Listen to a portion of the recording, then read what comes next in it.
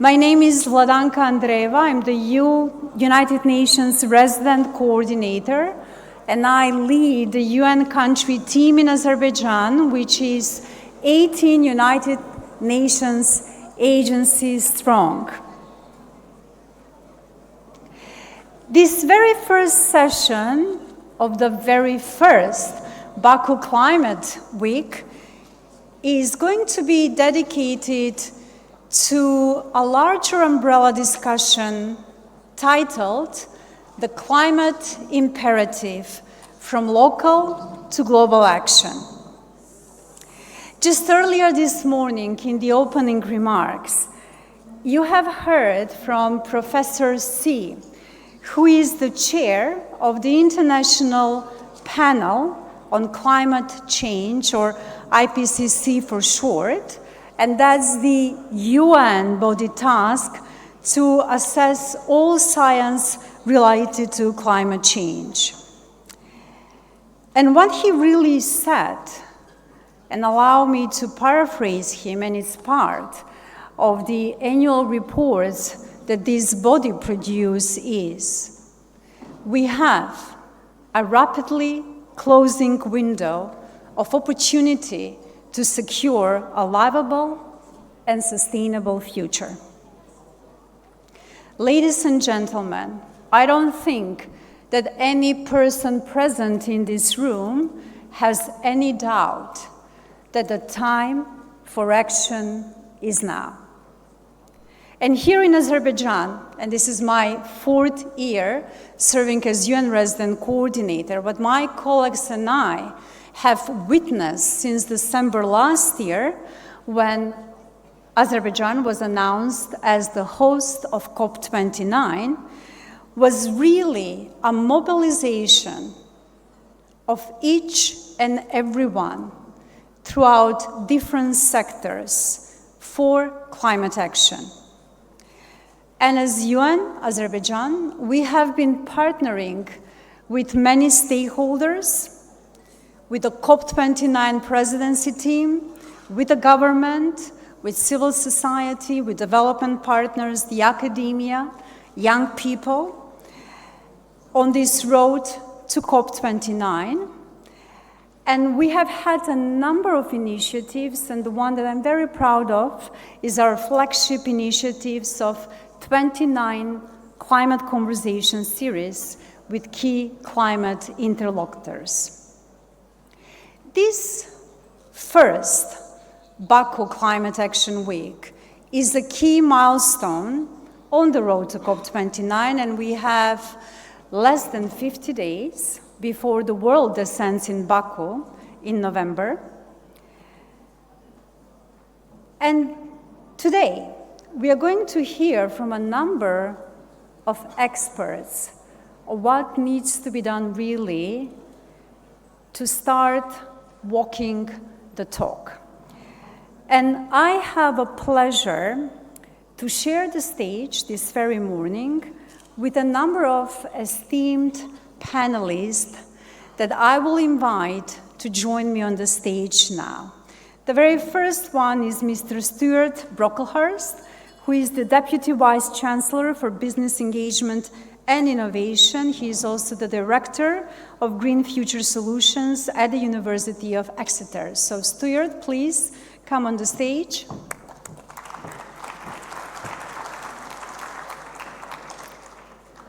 We have the pleasure this morning to be with us in this panel, Ms. Umayra Tagieva, the Deputy Minister of Ecology and Natural Resources.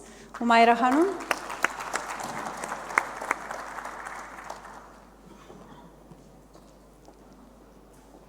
Also, as part of this panel, we will have Mr. Yalchin Rafiev, who is the Deputy Minister of Foreign Affairs, but becoming very famous worldwide as the COP29 Chief Negotiator.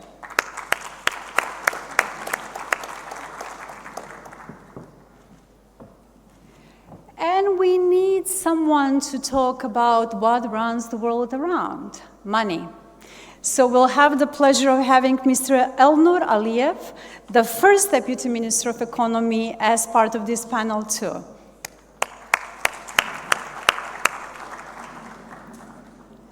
And the last member of this panel that I will invite now to join the stage is Mikhail Melin, who is the head of the People-Centered Program at Sea for All.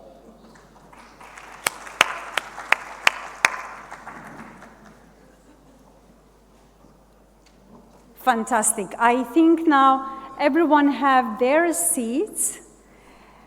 And let us begin with the opening presentation that will be delivered by Stuart, who I believe will join me here at the lectern. Stuart, the floor is yours.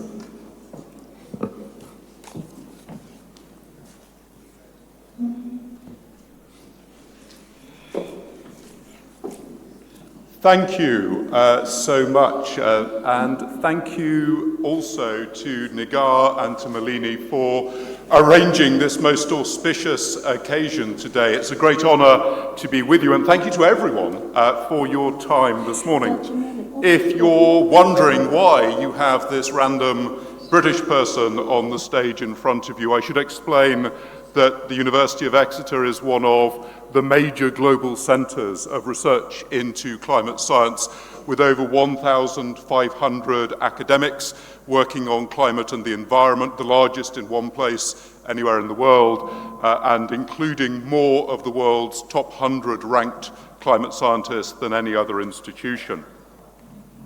What I'd like to do today is to talk a little about what the science is telling us about climate change. And secondly, because this is Baku Climate Action Week, to talk about what we can do about it all.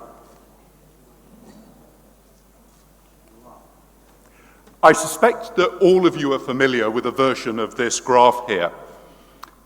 Sadly, whilst there has always been variation in the climate, over recent decades, we've seen an unprecedented increase in average global temperatures. And the cause of this is no mystery. Not just the correlation shown so clearly on this graph, but scientific evidence demonstrates the causality that human activity, creating more CO2 and other greenhouse gases in the atmosphere, is directly what drives this increase in temperature. There is a natural carbon cycle on Earth which for millions of years has sat in balance. Activities cause CO2 to be emitted, and natural carbon sinks. The oceans, the forests absorb that CO2. Unfortunately, in recent years, we have thrown this system out of balance through our burning of fossil fuels and changing of land use, primarily through deforestation. And more concerningly, we are now seeing evidence that the natural carbon sinks, in many cases, have reached saturation, meaning that they will stop absorbing CO2. So even at a constant level of emission, the concentration of these gases in the atmosphere is going to accelerate. The consequences of this are considerable. We already have the highest CO2 concentration for at least 2 million years. Sea levels are rising at the fastest rate for at least 3,000 years. And whilst the evidence we have over the history of Arctic and Antarctic ice runs for a much shorter period, we know it's at its lowest level for at least a millennium. Just last year, the Antarctic permanently lost sea ice equivalent to 6 times the size of the United Kingdom. And this has practical direct effects through flooding and wildfires that we're seeing already, with considerable economic cost, but more importantly, human cost, in lives lost, businesses disappearing, homes forgone. Now, back in the early days of the pandemic, most of us found we were spending exponentially more time staring at exponential graphs. There's something about us as humans that we tend to think of change in linear levels. We think that the change we will see ahead will be at the same rate that we've seen it in the past.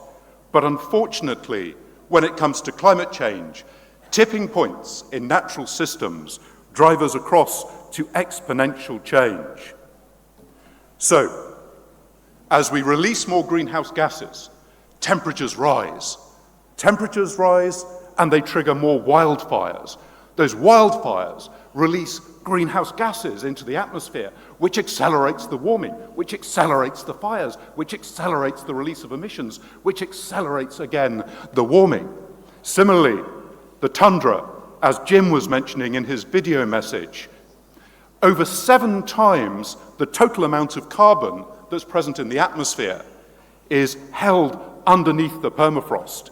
And as temperatures rise, that starts to defrost. It releases those gases, which accelerates warming, which accelerates the defrosting, which accelerates the temperature rise. So we run the risk that the natural system runs out of our control. Last year, in both Canada and in France, emissions from wildfires exceeded the total emissions in those countries from all human activities. So we must act speedily to avoid passing the tipping points, at which point this goes beyond our control. The human effects of this ahead are deeply concerning. Extremes of heat, combined with lethal humidity in areas of large populations such as West Africa and Bangladesh, run the risk of seeing hundreds of millions of people needing to migrate and find new homes, an unprecedented occurrence in human history. Shortage of water, combined with the changing climate, means that places which currently produce much of the world's food will see that production shrink, risking significant levels of hunger and starvation. And as the UN Secretary General said during UNGA last week, over 1 billion people currently live in places which are at risk of flooding from both riverine changes and rising sea levels. We know that we have to get to net zero if we are to stop this from happening. But equally concerning, if we are to stay under 1.5, as is agreed, we have to follow the green line here, an incredibly rapid level of decarbonisation, which at the moment we're nowhere near meeting. So it's a pretty grim picture. However, I do believe we have grounds for optimism and for hope. This graph is normally shown as a negative because the red line of the policies we've implemented to date comes nowhere near the blue line that we need to fulfill if we're to limit warming to 1.5 C. But I see a positive here. For decades, emissions have been going almost vertically up. We have already managed to get them to stabilize. Now that is nowhere near enough. We need to go from stable to a sharp decline. But if we can go from this to this, then we should have some confidence that we will have it within us to get from this to this. And I may have invented a new dance move there. Beyond that, we can have hope in the fact that we already know what we have to do to get to halving of emissions by 2030, and we have a pretty clear sense what we need to do to get to zero by 2050. Back to the pandemic, we were locked away in our houses waiting for scientists to discover the vaccine. Here, that isn't necessary. Science has already told us what the vaccine is. We simply need to take it.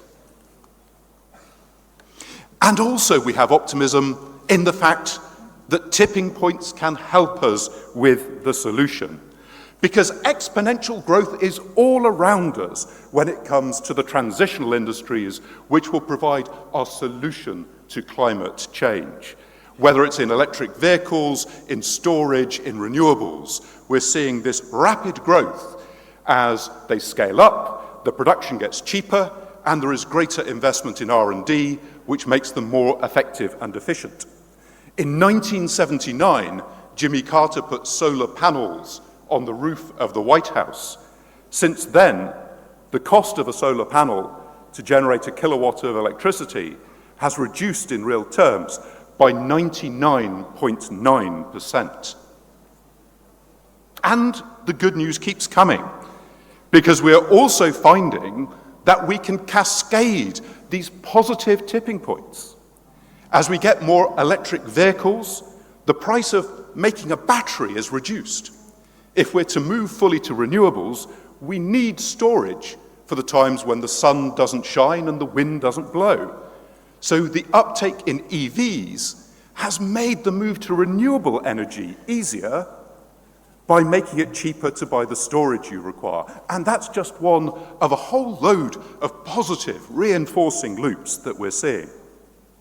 We've also seen now that we don't have to choose between decarbonisation and economic growth, as both on the grounds of consumption emissions and on territorial emissions, we're seeing many countries around the world, of which these are just a few, growing their economies strongly whilst they decarbonise.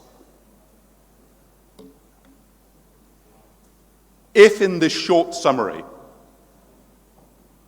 I haven't left you terrified at what we are facing, I have failed in my task.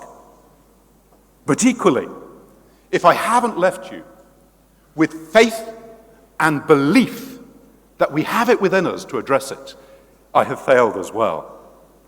Climate change is the greatest challenge facing humanity, probably the greatest challenge that humanity has ever faced. And it is our generation which has the responsibility and the opportunity to address this. History will judge us on how we respond. Thank you.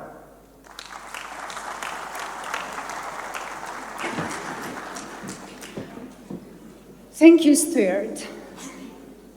Climate change is not a futuristic tale. It's here, and people and communities around the globe are feeling its impact.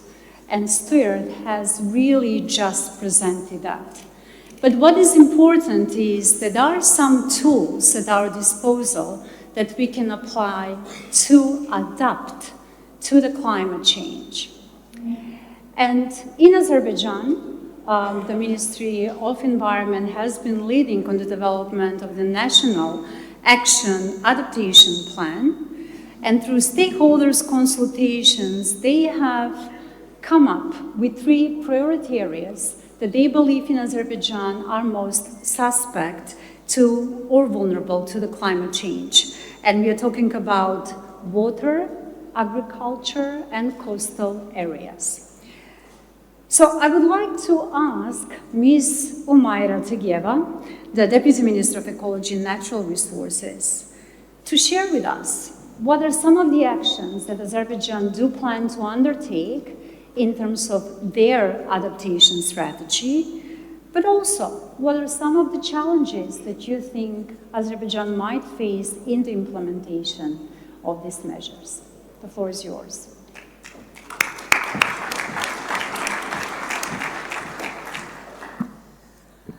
Dear colleagues, friends, ladies and gentlemen, good morning. Thank you very much for a valuable question, because adaptation is standing in the center of climate agenda of the world. The world is already experiencing changes in average temperature, shifts in the seasons, an increased frequency of extreme weather events and slow onset events. Countries and communities need to adapt to the climate consequences and respond to current and future climate change impact. As you know, NAP process was established under the Cancun Adaptation Framework in 2010 at COP16 and enabled parties to formulate and implement national adaptation plan to reduce vulnerability to the impact of climate change by building adaptive capacity and resilience, and to facilitate the integration of climate change adaptation into relevant new and existing policies, programs, and activities. Adaptation action can take many forms, and depending on the unique context of a country or region. And here there is no one-size-fits-all solution. Adaptation can range from building flood defenses, setting up early warning systems, switching to drought resilience crops, to updating communication system, business operations, and government policies. And successful adaptation not only depends on governments, but also to active engagement of stakeholders, including local communities, national, regional, and international organizations, public and private sector, civil societies, and other relevant actors, as well as an effective management of knowledge. Adaptation should be based on and guided by the best available science. Under the Paris Agreement, the global goal on adaptation was established following the conclusion of two-year work program at COP28. Parties adopted a UIA framework for global climate resilience as part of UIA consensus.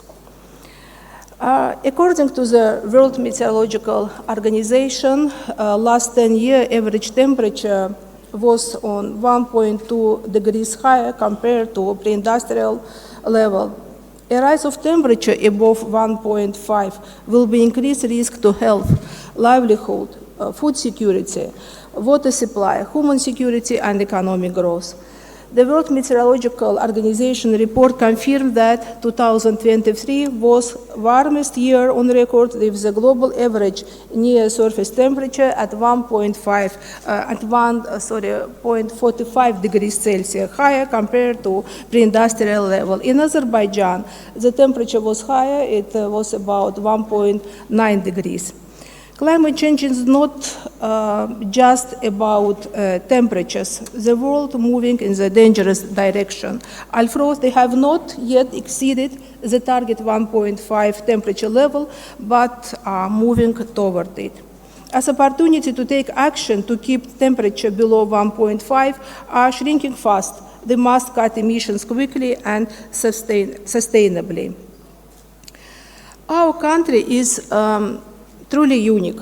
The geographical location and diverse relief allow us to consider a relatively small territory as a model for 8 climate types. Environmental problems that comes by climate change, characteristic to steppe and semi-desert, coastal and mountainous countries, are also observed in Azerbaijan. Here, just some of them: land erosion, melting glaciers, degradation of wetland area, changes in sea level, forest fires, and decrease in water resources. Melting of glacier and decreasing in the area of snow in winter time lead to decreasing water level in rivers. The duration of droughts has increased by 19%. Over the past 10 years, the decrease in the total amount of precipitation by 10 degrees had a significant impact to agriculture. And in fact, that agriculture production is directly dependent on climate condition has made it the most vulnerable sector to climate change. Another example of how contrasting the manifestation of climate change in our country, you can see from that slide. In the previous slide, you saw a fact that which confirmed the water shortage. At the same time, over the same time period, they are faced with unprecedented number of floods. Last year, they had 147 cases. This year, despite in fact that the autumn period is ahead, the number is already 102. Those processes affected ecosystem and lead to risk for biodiversity. The IPCC 6th assessment report talks about risk of species. And the third red book volume has become because of number of flora and fauna species in country at risk has increased. Observe, research, and act. Guided by this principle, they can mitigate possible consequences. Adaptation is not abstract thinking about what can be done. Adaptation requires specific action. They increased our protected areas up to 10.3% of country territories and planning further extend them. At the same time, in the recent year, species introduction projects have helped restore population not only in the country, but also in South Caucasus. The Caspian Sea level is continuously decreasing. From 1995 up to now, the difference has more than 2 meters. The decrease in level has seriously affected the ecosystem of the sea and coastal area, including biological diversity and coastal infrastructure, including cultural and tourism recreation facilities. In line with rising air temperature, the reduction of level contribute to faster warming of sea water, which is risk for biodiversity. Following the principle of observe, research, and act, the monitoring in Caspian Sea is conducted on the research ship Aliyev 4 times a year, but we do not limit ourselves to this. Every year, millions of grove fishers are released into the country water bodies. An increase in the frequency and duration of heat waves is noted in the latest IPCC reports. Heat waves also become more frequent in Azerbaijan. And now I want to share with you an example of how they can mitigate possible consequences by acting. Adaptation is specific action which must be taken before, during, and after. Heat waves, especially for the population, for the capital population, the real risk. Joint research, development of methodology, and coordinated work of the Institute of Geography, the Ministry of Health, and the Ministry of Ecology served as the basis for the release of new type of product, namely medico-meteorological forecasts and warnings. Those warnings were prepared for both weather-sensitive people suffering from cardiovascular diseases and the population as a whole. During the hot period, early warnings of the onset of the heat waves made it possible to significantly reduce the number of ambulance calls with diagnosis of heat stroke or sunstroke. In the graph, you can clearly see the difference. Despite the fact that number of abnormally hot days growing, the number of ambulance calls has significantly decreased compared to the period before informing the population. All over the world, forest fires resulted by the huge damage. But in this case, a coordinated response allows us to prevent disaster here too. In 2022, a peak of forest fires was noted. Nesterov methodology was used, and based on which the fire hazard index was calculated by meteorological data. The National Hydromet Service provides warnings to both the relevant authorities, such as Ministry of Emergency Situation and the population. As a result of the coordinated work of the relevant authorities, the situation improved in subsequent years. Climate change is an irreversible process. Therefore, it is important to develop adaptation measure in all sectors. And if we will take into account that future climate scenarios is not optimistic, the adaptation is crucially important. Early warning system aims to enable early action to save and protect lives, livelihood, and asset of people at risk. According to the World Meteorological Organization, damage from disasters can be reduced by 30% if early warning is issued within 24 hours. Our target is to create early warning system up to 2027 as effective adaptation measure. Significant action are taken by government to invest into modernization of monitoring system and the support of UNEP and Green Climate Fund, the planning to strengthen climate information and multi-hazard early warning system for increased resilience in Azerbaijan. And another significant steps is increasing the public awareness on climate change issue and the tree planting and other activities with participation of wide range stakeholders become traditional in Azerbaijan and allow to draw attention of population and raise their awareness on climate issue. Thank you.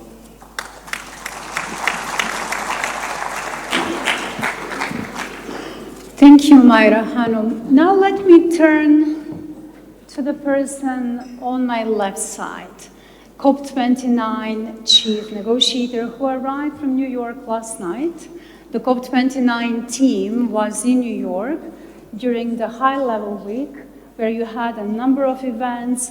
You have presented the progress done so far in preparations for the COP29, but you have also presented the action agenda and presidency initiatives. 14 of them, and I'm very proud to say that through the UN Global Task Force on COP29 that I co-chair with my colleagues from New York, the UN development system has supported and closely partnered with COP29 presidency team on 12 of these initiatives. Yalcin, what can you tell us more about the initiatives? Thank you, Vladanka. Good morning, dear friends, colleagues. I would like also to thank the organizers for this very significant event, I would say, in also showcasing Azerbaijan's determination to address the adverse impacts of climate change and to contribute to the global efforts. I think the previous speakers were quite successful in describing the level of drama when it comes to the climate change, but apologies in advance that I will further dramatize it from the perspectives that I'm responsible for, and also to try, in response to your question, to describe how Azerbaijan is going to contribute to the process. But the good news is that solutions are still possible. As Stuart mentioned, I think we are really going through a very challenging period for the humanity, but at the same time, we are still, it is still possible that we keep ourselves within 1.5 limit of the global warming. Today in the morning, Minister Babayev outlined the vision of COP29 presidency of Azerbaijan, which is consisted of two major pillars: enhancing ambition and enabling action. And I will try to explain, and based on your question, to try to give a clear understanding on where we are at the global level and how Azerbaijan is going to bridge the gaps. On enhancing ambition pillar of our vision, Azerbaijan aims to encourage the world community, international climate community, and the parties to the Convention of the Climate Change and Paris Agreement to come up with their ambitious national determined contributions, which are set to be submitted by February 2025. But are we there in terms of being ready to submit the NDCs? According to reliable sources of information, only around 30 countries are preparing to submit their NDCs by the deadline. This is, in comparison, what we are desiring for a very low number. And what is lacking, why the countries are reluctant in submitting, is very obvious: the lack of means of implementation or the finance. Many countries, especially the developing countries, and most importantly, the countries in special circumstances like small island developing states, the least developed countries, are specifically vulnerable because of the shortage of their financial resources to fund their mitigation efforts, at the same time to build resilience adequately. So therefore, Baku COP is very important for the international community to come up with a fair and ambitious new collective quantified goal. What does fair and ambitious mean is for the moment subject to considerations and negotiations among the parties. But what is clear that it should be adequate to the urgency and scale of the problem, and it should take into account the needs and priorities of the developing country parties. The second important element under the Enhancing Ambition pillar is biannual transparency reports, or operationalization of the enhanced transparency framework of the Paris Agreement. Azerbaijan, in this regard, has prioritized at the beginning of the year that the countries should submit their biannual transparency reports, first time in the history of the COP this year, the deadline of which is by the end of this year. So we have organized several global workshops, regional workshops for the countries to build their capacity to prepare these reports, since they are very technically challenging documents to make it ready. A lot of data needs to be collected, analysis should be made, and many developing countries are in desperate need of capacity to deal with this. So Azerbaijan in May organized a global workshop in this very building, and then we have also organized several regional workshops in Togo, Kenya, in Kazakhstan, and we are preparing to have 2 more in Latin America and Asia Pacific. So we try to build globally the capacity and technical base for developing countries to come up with their biannual transparency report. And of course, NAPs, as Madam Taghi also mentioned, adaptation is a very important pillar of the global climate action, and each party should build climate resilience by coming up with their own NAPs by 2025. Enhancing ambition, of course, are good for us to be within the 1.5 aligned targets and objectives. But for that, as I mentioned, we need means of implementation, and NCKG is only one part of it, new collective quantified goal, but we need also additional source of funding, like multilateral development banks should be also in the scene. They need to increase their portfolio of helping both from the ODA perspective of the development assistance, but also from the investment perspectives to support the developing countries to be ready for their effective mitigation efforts, but at the same time to build climate resilience. And technology. Technology is very important, since each passing day we are experiencing the several manifestations of the climate change, and each of them need to be addressed in a tailor-made manner. Technology in this regard is very important means of implementation. But at the same time, technology is very important tool for adaptation. Like Caspian Sea level, as Caspian Sea level is declining, we need to have a scenario-based planning for that. And artificial intelligence in this regard could be an important tool for us to make an assessment on how we can deal with this important issue, which is affecting both biodiversity in our region, but also the connectivity and transportation issues in the longer perspective. And the second biggest negotiated deliverable from Baku COP is Article 6 operationalization, which is a carbon market that Minister Babayev also touched upon this morning. There we have a much positive picture in terms of the negotiation process, because all countries are now understanding how important it is to have this long-standing unresolved issue to be settled in order to create additional source of funding. As you mentioned, we have recently announced 14 initiatives presidency, and this is exactly when we tailored these initiatives, they were designed for the purpose of complementing the negotiation process. But at the same time, we tried to strike a fair and careful balance across the pillars of the Paris Agreement in terms of, or namely mitigation, adaptation, and finance. But at the same time, we tried to have such initiatives that could contribute to SDG implementation globally. Some of those initiatives are extremely welcomed by international community, including the Climate Finance Action Fund that Minister Japarov today in the morning referred to, or the COP Truce initiative, which is the initiative that Azerbaijan has put forward to serve for the global peace, but at the same time global mitigation efforts. There are some more initiatives like green energy storage and grids initiative that Minister Shahbazov mentioned. This is very important also in terms of implementation of the COP28 outcomes. In the global stocktake, one of the major outcomes was The parties committed themselves to triple renewable energy and double energy efficiency. But for this purpose to be operationalized and implemented, we need an infrastructure to be in place. Like the grids and the storage capacity need to be increased.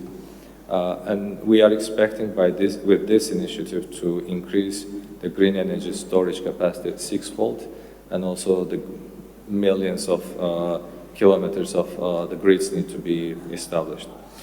Another initiative on the energy dimension is hydrogen, clean hydrogen initiative. This is also important, again, in terms of implementation of the previous COP commitments, but at the same time in ensuring our energy transition and green energy targets to be met. And on the adaptation front, agricultural initiative of Harmonia that we have developed together with Food and Agriculture Organization has been welcomed by the farmer communities, the rural communities, that also demonstrated that Azerbaijan is not only paying attention to energy transition and adaptation effort at the sea or urban level, but also we are paying significant attention to the rural communities to build their capacities. And finally, on human development is an important initiative that we have developed together, again, with United Nations institutions, since the job skills, education, awareness raising are important tools that we need to put in place as addressing the climate change and adverse impacts of the climate change start from the local level, from the level of from the grassroots level that everybody should understand for its role, responsibility, then to design the policies and strategies to deal with climate. And finally, I would like to thank personally to Vladanka and the wider UN system for supporting Azerbaijan in developing these 14 initiatives, which I think will be additional asset to the success of the COP29 and in a wider context, the global climate action. Thank you.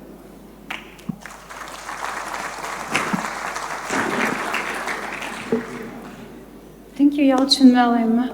There are two important national documents that Azerbaijan has adopted. There is a vision, Azerbaijan 2030, the national priorities for socioeconomic development, and then the strategy for the socioeconomic development, the action plan, if you will, for 2022-2026. And both of these key documents have identified the clean environment and country of green growth as one of the 5 priority directions for the country's development of 2030, but also for the achievement of the Sustainable Development Goals. And today, with us, we are having the first Deputy Minister for Economy, Mr. Aliyev. And I would like to ask you, Aliyev, could you please share with us how does climate change impact Azerbaijan's economy? And what are the key targets for green growth in Azerbaijan? Over to you. Thank you, Vladanka. Good morning, dear friends, colleagues. Maybe I will start my speech. When you introduced me, you highlighted the word money. And I would like to say a phrase from the Nobel Prize winning economist Joseph Stiglitz, when he says that we will pay for the climate change in one or another way, but let's spend the money now to reduce emissions rather than in the future to pay a lot for the consequences. It's a cliche, but it's true. And also prevention is better than the pound of cure. So today during the opening ceremony, actually our esteemed ministers, Shahbaz Babayev and Minister Jabbarov gave the snapshot of the Azerbaijan's role, Azerbaijan's attitude, our expectations as a part of the global world, global economy, and then Azerbaijan as itself, what we are doing here. and our expectations. What can be done more? Going directly to your question, the impact of the climate change in Azerbaijan, of course, as a part of the global economy, it has direct impact on different areas of our economy as itself. So, of course, the first and the foremost part of the economy is agriculture. The non-oil sector of Azerbaijan's economy, our agriculture sector plays a pivotal role in that sector, in that area, and many people are working in that sphere. Thus, last years we have seen the droughts here, and something new for our maybe the landscape sandstorms as well. And that recently happens in Baku as well. It creates obstacles for the improvement of agriculture. Now what we have done so far, we are trying to cultivate here the crops which can be cultivated in arid and semi-arid areas. It means that we have to change the structure of our food consumption as well. Scarcity of the water resources creates, and taking into account that up to 70% of the runoffs are coming from the neighborhood countries, starting from the biggest rivers like Kur and Aras. And due to the climate change in the region, droughts in the region as well, the neighborhood countries are starting to create water resources. Therefore, right now we have seen the scarcity of these resources. It means that we have to upskill the people in that sector as well. Another sector where we are facing the changes is tourism. Azerbaijan boasts with its ski resorts here in the region. We have the millions of tourists for the northern part of Azerbaijan, for the sea resources, as well as to Nakhchivan. But right now, for the last years, there is due to the lack of the snow, we are seeing the less number of the tourists as well. Of course, the another area that suffers from the climate change here is about this infrastructure. Infrastructure not only about something as a country within the borders of the country, but infrastructure in the big sense. Example, Caspian Sea. When we are talking about the route from east to west, for now we are boasting that we are playing the main role on this route.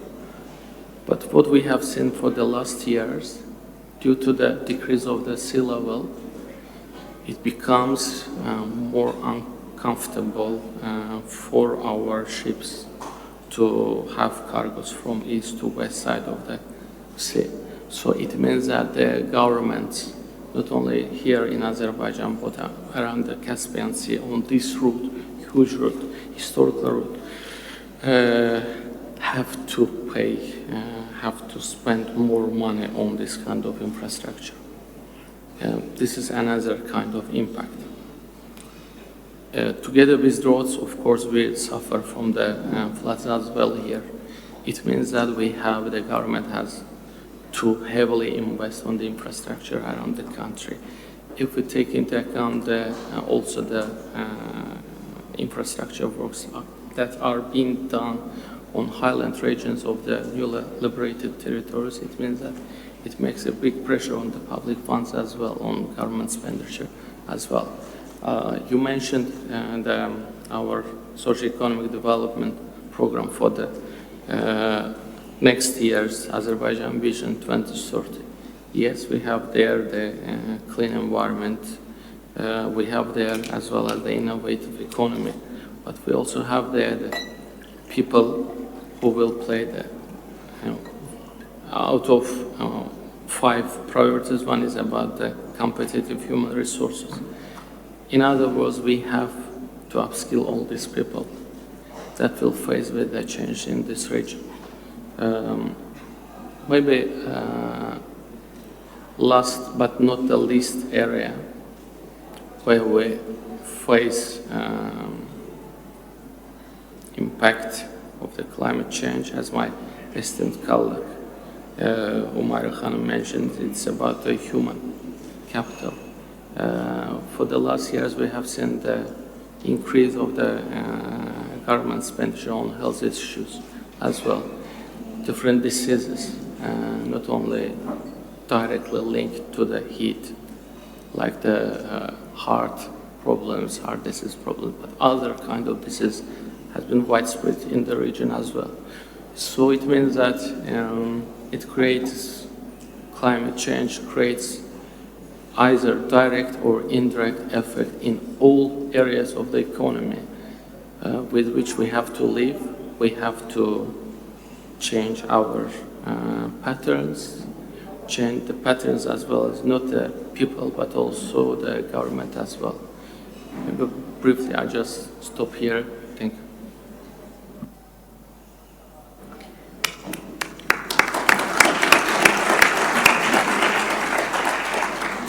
Thank you, Elnur, and thank you for reminding us that money spent on climate action are not expenditure, are investment, which I think is very important take-home message for all the governments, but each and every individual when planning on how to address the climate change.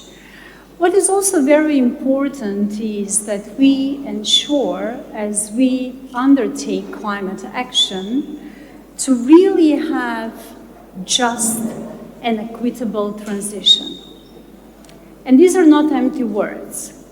This means that we have to ensure, and this is where our shared responsibility and global solidarity comes in play, that everyone on this planet do have access to the finance, to the technology, and to the science to really make sure that as humanity, we survive this climate change.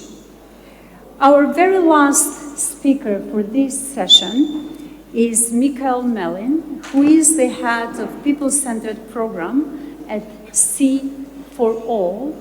And Michael, I would like to ask you to please say a few words about the mandate of Sea for All, but also if you could give us a few examples of people-centered and grassroots-based solution projects that have helped improve people's lives, but also communities at large.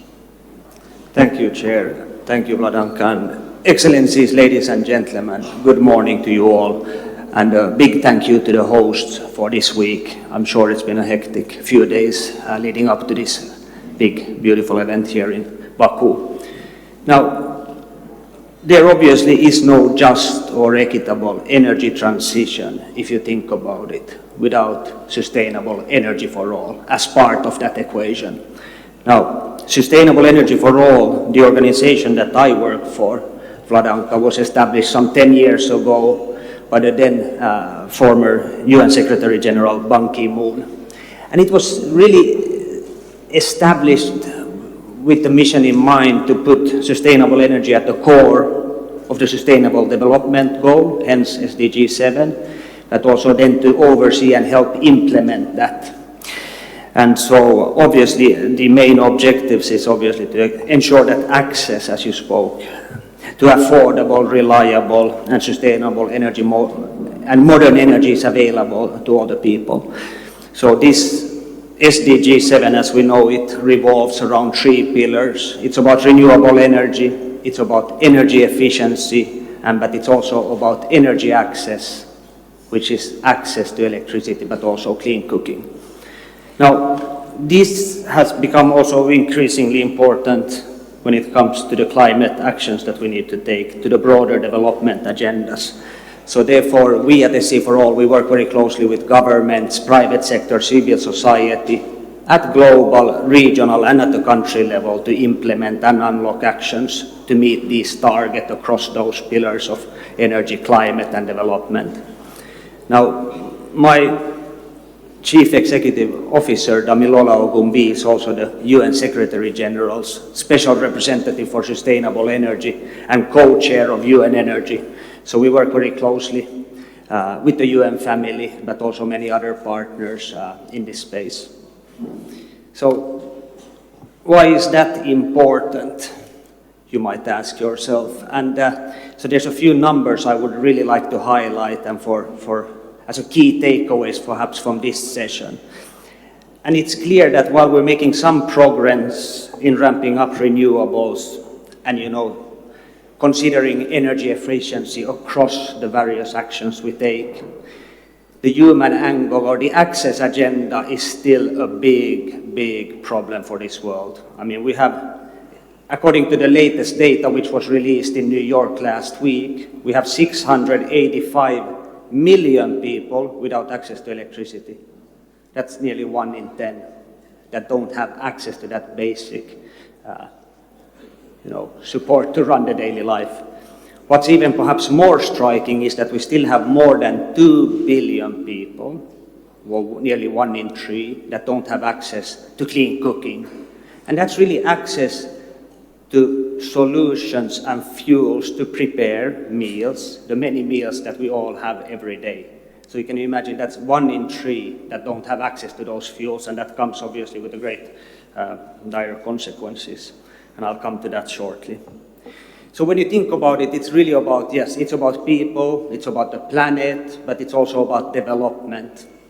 And we all can imagine what it means, coming back to that access to electricity. Imagine if we didn't have it. I mean, it really is a basic, fundamental element in our daily life, electricity these days. I mean, without electricity, there's hardly any education or opportunities for good education at least. The connectivity, the business opportunities, the digital agendas. I mean, these things that we all take for granted, many don't have it, and that then obviously becomes quickly a vicious circle. Clean cooking, as mentioned, the orphan agenda often, for too long, that affects more than 2 billion people, comes at great cost for health. Mainly women, children, die in the millions every year because having to inhale smoke from traditional or dirty ways of cooking, basically burning biomass, charcoal, or other fuels to make those meals. And it's the sisters, the wives, the daughters, and it's the kids on their back that suffer most. Now, it's about health, but it's also a leading cause for deforestation. So obviously, when you burn a lot of wood or produce charcoal for urban areas, there's a lot of forests being wiped out permanently. And there's also a lost economic opportunity. Many people spend countless hours every week collecting that wood fuel, and often it's a grey economy altogether without any formal tax base that would generate jobs, revenue for the government. And talking about that opportunity to invest in it, the cost of inaction of not tackling clean cooking was estimated by the World Bank some years back to be 2.4 trillion. And so it really makes a lot of sense to tackle it. But the good news, as the lead negotiator, chief negotiator said, is that, of course, there's a lot of solutions that are readily available on the shelf. I mean, electricity is not an innovation from yesterday, neither is clean cooking. So you have, when it comes to now looking at clean cooking in particular, you have electricity, you have ethanol, biogas, pellets, LPG, all those solutions readily on the shelf. And in fact, it's not even that costly to deploy them. We're still speaking about investments in the single digit of billions. And with that low-hanging fruit, we can wipe out or tackle roughly 2 to 3% of global CO2 emissions, which is at par with the aviation industry. So that's one thing. Also, cooking or not having access to clean cooking is the one major cause for black carbon. I think it's estimated to be 56%. So on many fronts, it makes a lot of sense. So let's remember those, that access agenda in these discussions, and obviously hoping that like the COP29 presidency also spotlights it as a main agenda point in a few weeks from now. Now finally, I wanted to respond to your last question, and that's to give you an example of what can be done. And I wanted to give an example around a impactful partnership that Sustainable Energy for All formed earlier this year together with the World Food Programme. And that's something that we came together to really take this opportunity to see how can we transition schools to clean cooking. And as a concrete project activity, we kickstarted this project in Tanzania a few months ago. And in a country like Tanzania, you have roughly 18,000 government primary schools. And out of those 18,000 schools, you have 9,000 or so that provide some school feeding, so providing meals to the children coming to the school.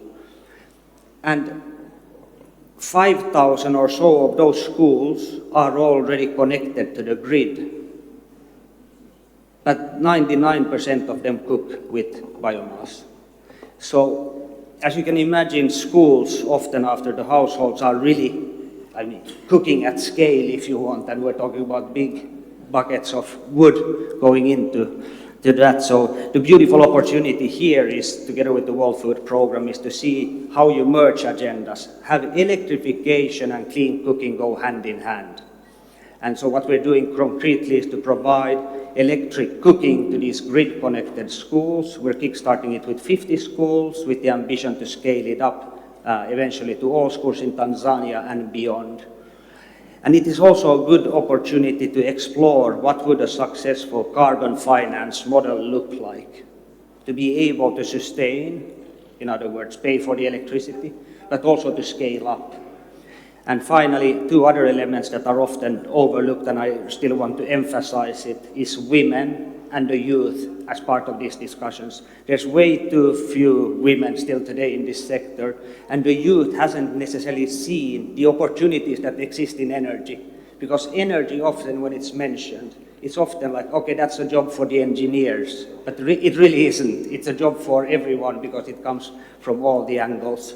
So as part of this joint initiative, we're really mainstreaming gender and youth considerations across those activities. We're also making sure that we use those schools as platforms to showcase what's possible, because only by seeing is believing, of course, and then the kids, this is the final word, I promise, is that those kids, when they see what can be done in the schools, would then become the champions of change at the household level. So thank you, Blanca, for that. Thank you, Mikael. I think it's very important to have these concrete examples, and thank you for emphasizing the role of young people, something that we take very close to our heart.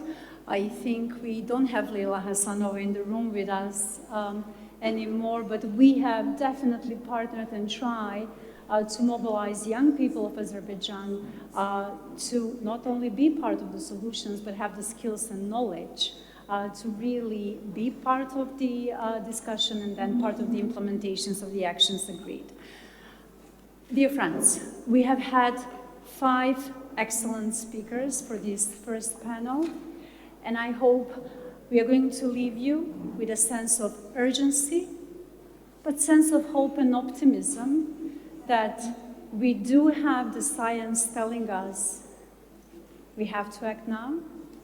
We have some of the tools, and what we need now is really mobilization and solidarity to really implement urgent actions. Let me thank my panelists once again and thank the audience.